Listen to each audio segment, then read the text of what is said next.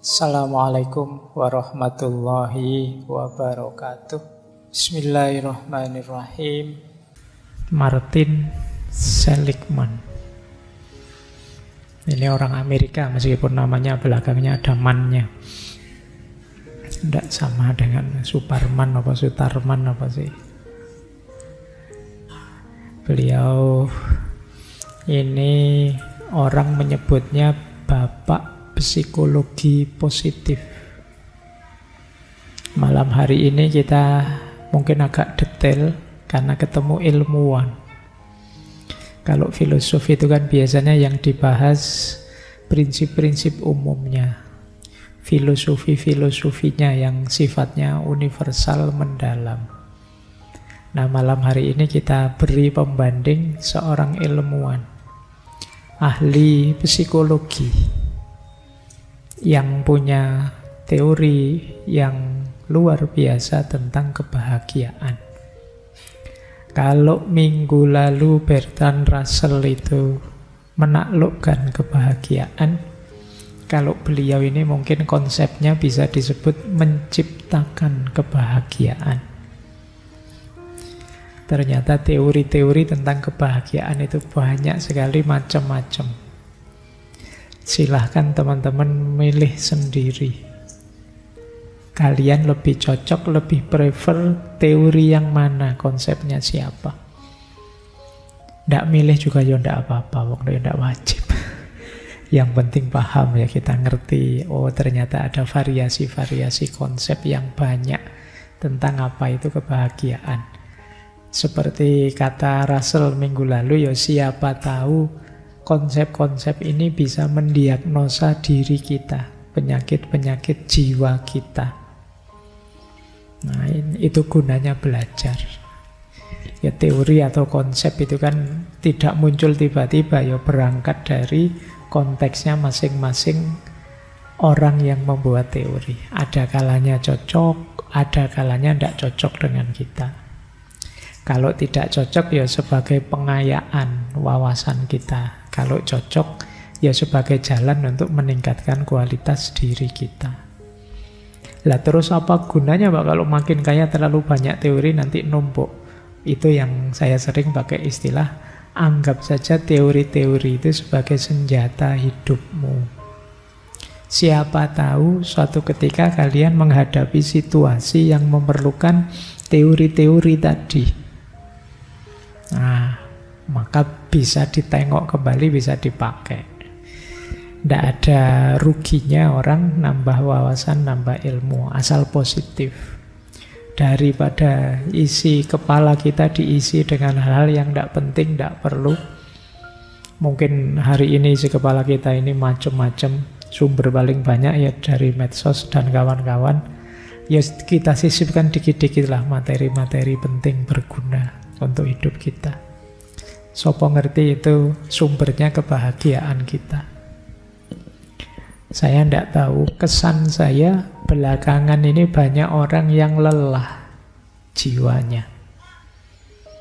Mungkin karena terlalu capek mengurusi ini itu atau merespon ini itu. Karena zaman hari ini kan rasanya cepat sekali. Coba kalian cek dirimu masing-masing ya, termasuk golongan orang yang lelah atau tidak. Antara lain cirinya orang lelah itu yang pertama baper, tersinggungan, ngamuan.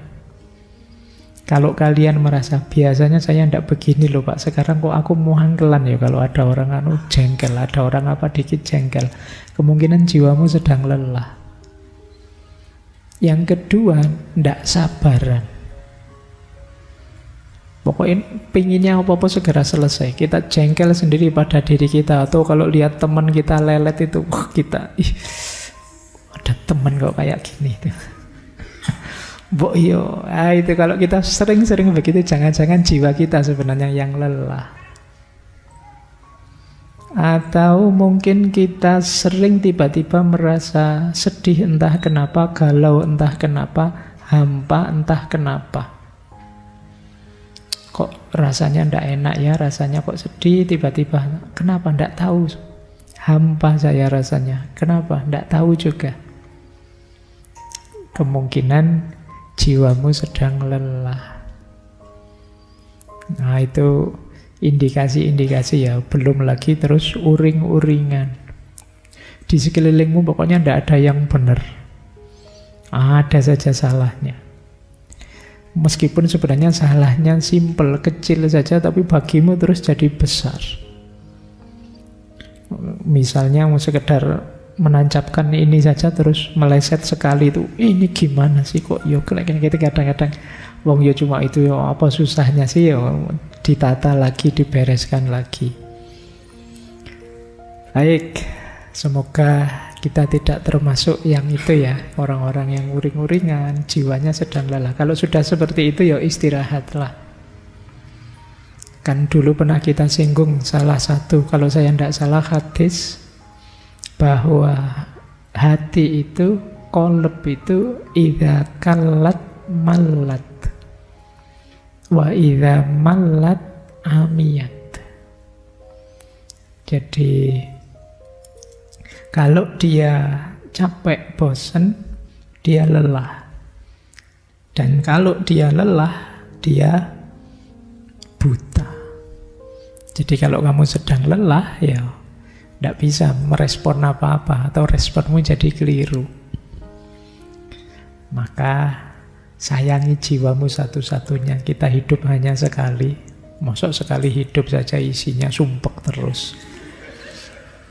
Ayo syukur ya. Ayo kita belajar bahagia sekarang. Dari beliau Martin Seligman ini. Bismillah. Beliau kelahiran 42. Berarti sekarang berapa? Mungkin sekitar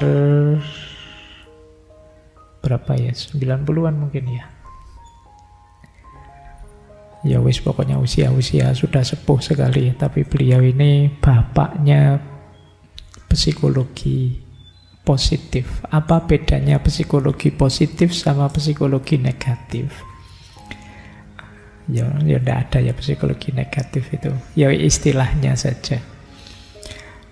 Jadi memang sebelum beliau dan kawan-kawan itu psikologi itu lebih banyak concern untuk mengobati orang yang sakit jiwa, gangguan jiwa dan lain sebagainya. Mungkin di pikiran kita juga begitu. Yang namanya ilmu psikologi itu ya ngobati orang sakit jiwa. Dan fenomena ini terjadi, ada yang bilang sejak pasca Perang Dunia Kedua. Setelah Perang Dunia Kedua itu mungkin banyak orang yang mengalami gangguan jiwa. Melihat dahsyatnya perang dengan segala efeknya. Karena memang perang itu tidak ada baiknya sebenarnya untuk kemanusiaan. Kalau bisa ya dihindari, kalau tidak sangat terpaksa.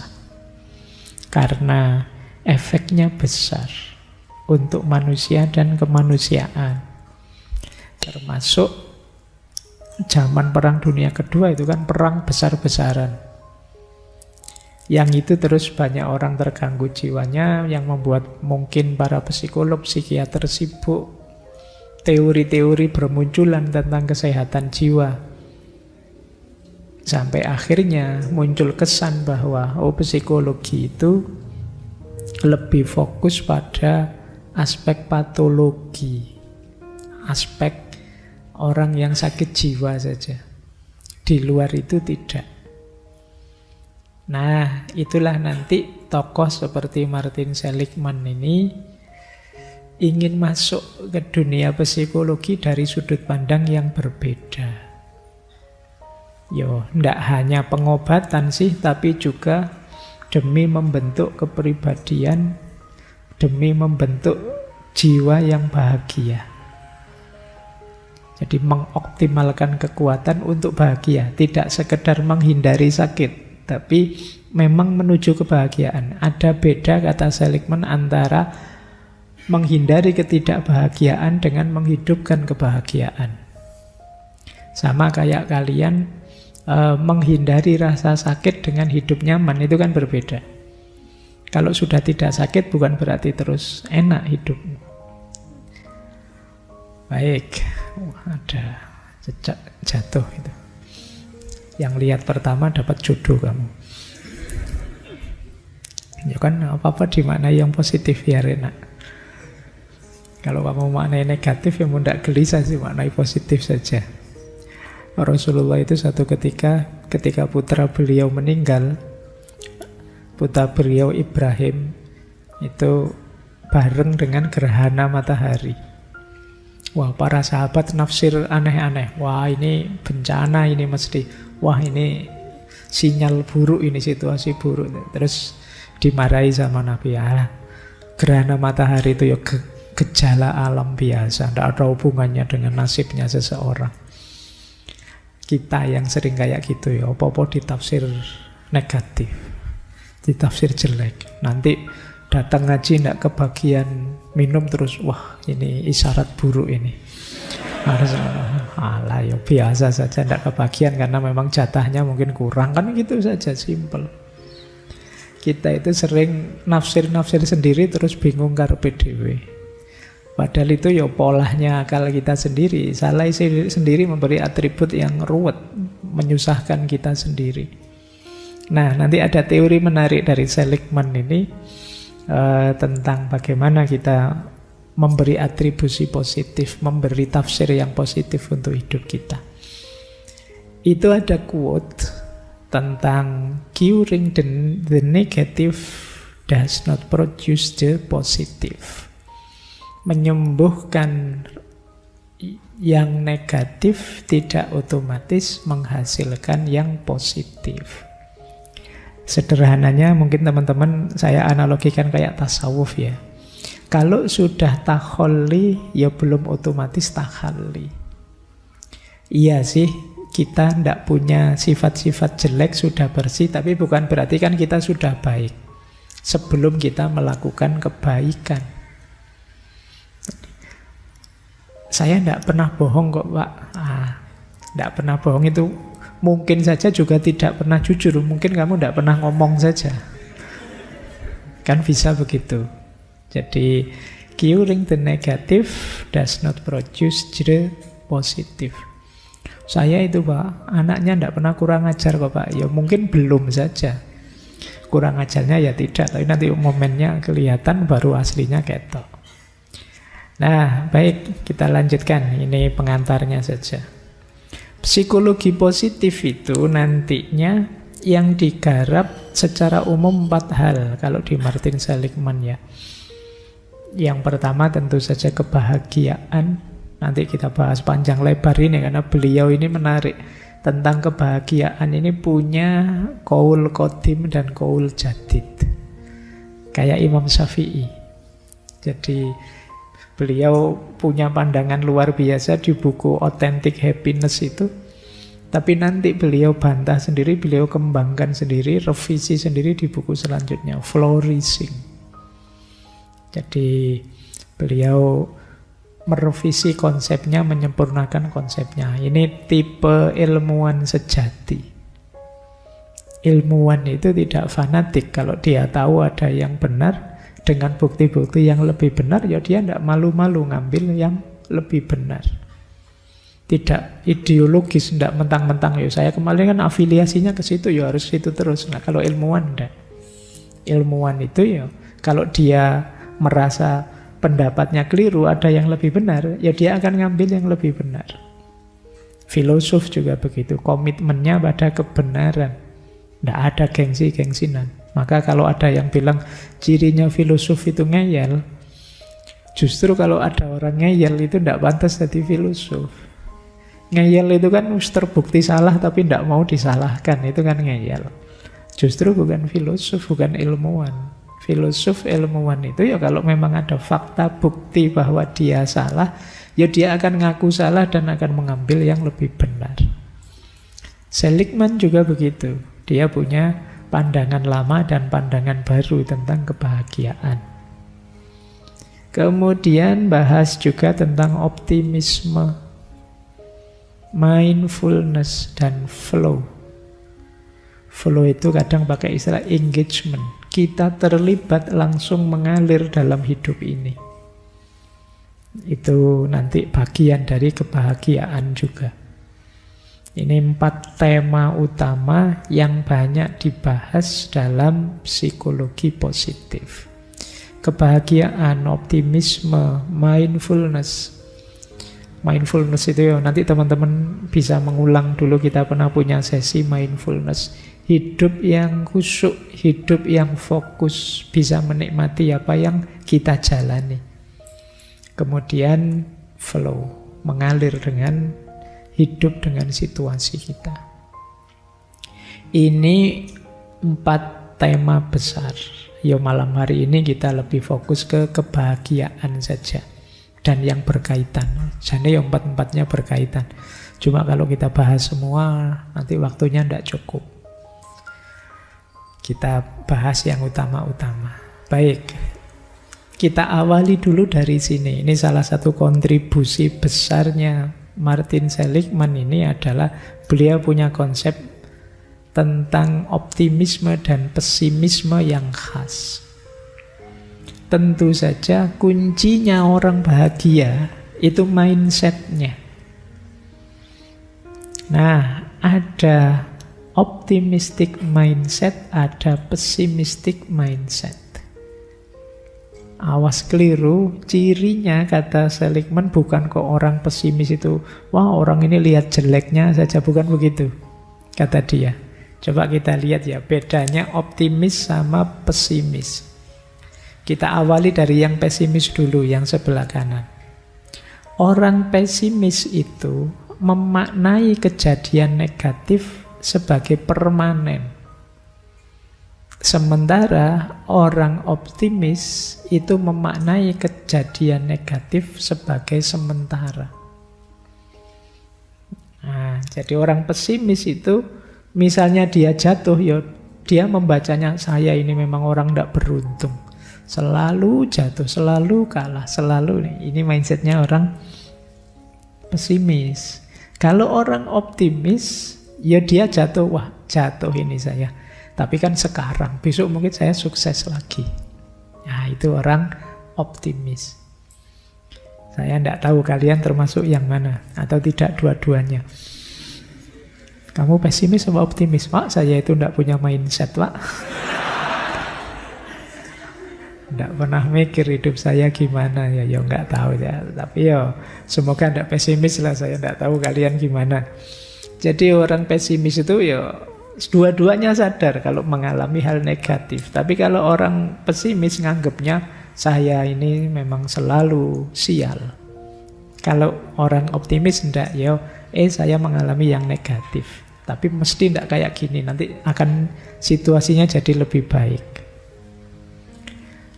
Yang kedua, orang pesimis itu memaknai kejadian negatif sebagai totalitas hidupnya, menyebar. Kalau orang optimis memaknai kejadian negatif itu spesifik. Orang optimis itu misalnya begini, nilai saya jatuh. Ya yang jatuh kan nilai kuliah, hidup saya nggak cuma urusan kuliah saja. Masih ada urusan rebahan di kamar, masih ada. Nah, itu orang optimis. Dia tahu bahwa ini hanya satu sisi saja kok. Sisi yang lain banyak. Kuliah itu kan hanya satu bagian saja. Masih ada bagian hidup yang lain. Beda dengan orang pesimis. Orang pesimis menganggap peristiwa negatif itu ya totalitas hidupnya yang negatif. Jadi ya kayak tadi misalnya kuliahnya gagal, nilainya jatuh, itu dia merasa bahwa hidupnya gagal total sudah. Nah, jadi ini dua mindset yang berlawanan. Ya orang yang optimis cenderung akan lebih bahagia dibandingkan orang yang pesimis. Karena orang pesimis itu misalnya hidupnya senang terus, ada ndak senangnya satu saja, dia merasa seluruh hidupnya gagal. Tapi kalau orang pesimis itu dia bisa, orang optimis dia bisa melokalisir peristiwa negatif itu. Nah ini kita mulai latihan ya. Kadang-kadang misalnya kita dikritik orang. Kita itu kadang kalau dikritik orang terus jadi baper, marah, tersinggung. Karena apa? Kita membacanya, orang ini menyerang totalitas diri kita. Padahal mungkin dia mengkritik bagian kecil saja dari diri kita. Misalnya kita kalau ngomong keras sekali suaranya, terus gitu, Mas kalau ngomong jangan keras-keras. Oh, itu kan tersinggung seluruh diri kita. Padahal yang dikritik kan cuma cara ngomongnya saja. Di luar itu kan kita tidak dikritik, tapi kita bapernya luar biasa, merasa orang ini menyerang keseluruhan diri kita. Ini mindsetnya orang pesimis. Jadi kita merasa orang ini menjelek-jelekkan saya seutuhnya. Padahal mungkin dia mengkritik bagian kecil saja dari diri kita. Kalau tidak ingin terlalu baper, oh iya, tidak apa-apa lah. Mungkin memang kelemahan saya kalau ngomong agak tidak kontrol. Tapi bagian diri saya yang lain bagus kok. Ya saya terima kritik untuk bagian ini. Itu lebih nyaman bagimu. Jadi makanya kenapa kalau ada orang misalnya ditanya, kapan lulus, kapan nikah? Kamu kan terus drop langsung. Jadi karena kamu anggap lulus dan nikah itu sepenuhnya bagian hidupmu. Coba kamu baca lebih detail. Oh iya ya, ada bagian hidup saya yang kuliah. Orang tanya kapan lulus, saya jawab belum saatnya lulus kan tidak apa-apa. Misalnya gagal kan itu hanya satu sisi hidupku. Sisi hidupku yang lain banyak. Jadi ini yang kadang membuatmu overthinking. Kelemahan di satu bagian hidupmu kamu anggap kelemahan di keseluruhan dirimu. Nah, terus stres karepe dhewe. Karena wah, saya kok ditanya kapan nikah itu, padahal saya terus kamu bingung. Kamu oh iya ya, ada satu bagian dari hidupku yaitu pernikahan yang belum jalan sampai saat ini. Tapi kan banyak juga sisi hidupku yang lain, yang juga gagal. Ya, oke, ya enggak apa-apa. Itu kan contoh. Ya siapa ngerti juga begitu. Tetap masih ada yang enggak gagal kok. Paling enggak. Orang lain kayak gini sudah stres. Bayangkan saya aja enggak stres. Berarti kan kamu hebat. Ada kehebatanmu yaitu kuat menanggung malu misalnya. Oke. Yaitu contoh. Oke ya, yuk jangan baper. Kalau ada orang kritik, ditanggapi proporsional saja. Kalau mengalami peristiwa pahit, dipahami sesuai konteksnya saja. Jangan terlalu diseret kemana-mana. Apalagi dimaknai negatif kemana-mana seperti tadi. Yo kayak tadi tiba-tiba ada cecek jatuh, itu kan, waduh Pak ini isyarat apa? Ya cecek jatuh mungkin dia lupa pegangan. Nonton ngaji lupa lihat di bawah kok banyak orang, terus kaget dia terus jatuh. Simple saja. Yang ketiga, cirinya orang optimis itu memaknai kejadian negatif tidak secara personal. Kalau orang pesimis memaknai kejadian negatif sebagai personal. Maksudnya kalau ada peristiwa pahit, itu kalau orang optimis biasa sih, manusia itu kadang seneng, kadang susah. Ada positifnya, ada negatifnya. Itu orang optimis. Saya sekarang kalah, insya Allah besok, kapan-kapan, entah kapan, mesti juga sukses. Kan begitu. Nah, tapi kalau orang pesimis, mindsetnya negatif. Dia selalu masuk ke person.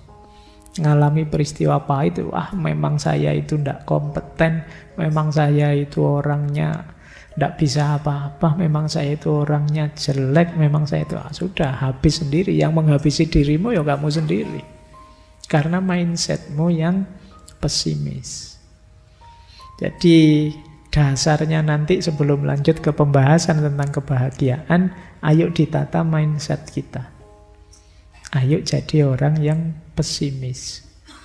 Nah, biasanya nanti ada yang komen, "Ndak segampang itu, Pak." Ya karena ndak gampang itu, ayo latihan pelan-pelan. Yuk, ndak ada yang nyuruh instan juga. Yuk pelan-pelan berubah. Kalau memang optimis itu baik, ya kenapa tidak kita latihan pelan-pelan untuk jadi optimis.